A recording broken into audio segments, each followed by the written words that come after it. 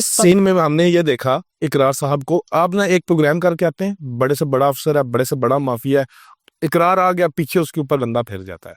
उसे खुद ही पता होता है भी आज मैं चला गया हूँ, इकरार आ गया है। अभी एक पुलिस वाले ने पिछले दिनों में आपने गेट बन के वो क्या वो आपका जो कॉन्फिडेंस है खड़ा होने का, वो ये बता रहा होता है कि जब उसके आपके मेरे चेहरे से रुमाल हटेगा उसकी बैंड बज जाएगी।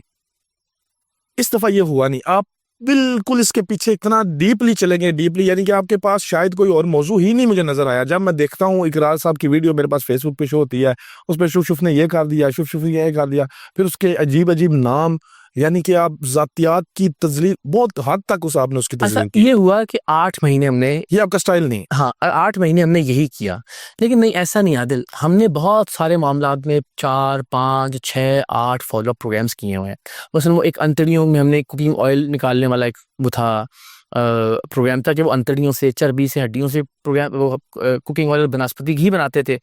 तो हमने ये किया कि हम 6 मरतबा हम हर जब जाते थे सील करवाते थे, फिर वो खुल जाता था, फिर दूसरी बार रेड किया, फिर तीसरी बार रेड किया, फिर मैंने 6 बार वहां रेड किया। उस वक्त अल्लाह खलीक रहमत करे रहमान मलिक वजीर दाखिला थे पाकिस्तान के, उन्होंने मुझे फिर फोन किया, फिर उन्होंने FIA की एक टीम हमें दी, फिर हमने जाके वो बंद करवाया अल्टीमेटली जाके, फिर भी वो बंद नहीं हुआ आदिल। हमने इसके बाद फिर जो SHO बार बार वो खुलवाता था उसको रिश्वत दी, रिकॉर्ड किया, उसको पकड़ा, तो अल्टीमेटली वो धंधा जाके बंद हुआ। तो 7 8 प्रोग्राम्स मैंने उसमें भी किए, और बाकी बहुत सारे प्रोग्राम्स में भी हम फॉलो वगैरह करते रहते हैं यहाँ, क्योंकि ये फ्रॉड का लेवल एक और तरह से था।